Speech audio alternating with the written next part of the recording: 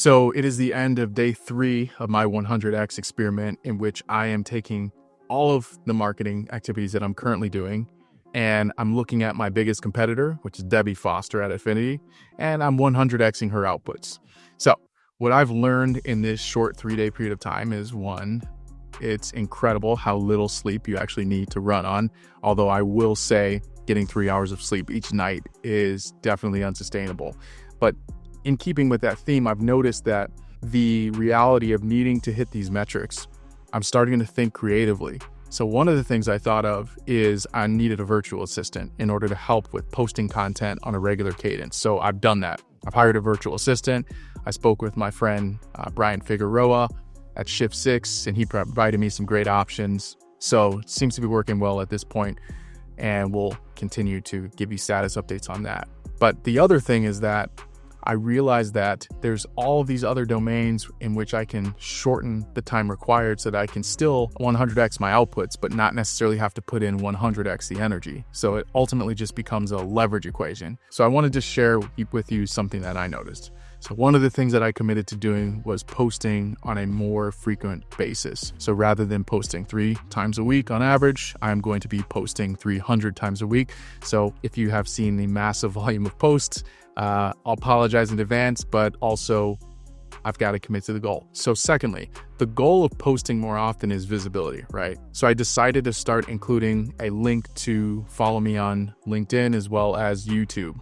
And if you haven't, you should. But what I started to think about is that I've heard that if you include links in a LinkedIn post, that the algorithm will actually demote your post so that it shows up for fewer people. So that caused me to seek out that information, because obviously if I'm going to go through the energy and time commitment of posting so often, I want to make sure I'm doing it in the most expeditious way possible. So because of this, I sought out some information, and I found a study that was performed by Metricool. Now, interestingly enough, what do you think the effect of posting links in your LinkedIn posts creates? You think it decreases your post reach? Well, Metricool, they studied 577,000 LinkedIn posts across 47,000 accounts, and they actually found a positive correlation with including links in your post. Now, this completely shocked me, because you would think, of course, LinkedIn wants you to stay on the platform. If you stay on the platform, you're exposed to more ads and they make more revenue. So why would they want to incentivize you to go off the platform? Well, I think what's happening is that if the content is of quality substance, then it ultimately reinforces the value for LinkedIn to individuals and makes them return to the platform more often if they know that they can find content that solves problems for them and creates value. So they found a positive correlation to the effect of, 13% more impressions for posts with links in them. Interestingly enough, I kept going down the rabbit hole. They found that carousels and polls are the 2 types of posts on LinkedIn that get the most engagement.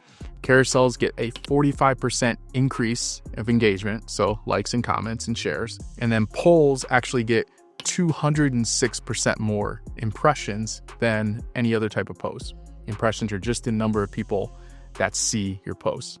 So I thought these metrics were pretty interesting. And ultimately, the only reason I looked into these is because I decided to commit to this 100x increase in output. So these are some really cool side effects that are happening as a result of this. I am going to stay committed on this path, and we'll have more updates for you as they come. But for now, that's going to be it. I'll see you in the next one. Peace.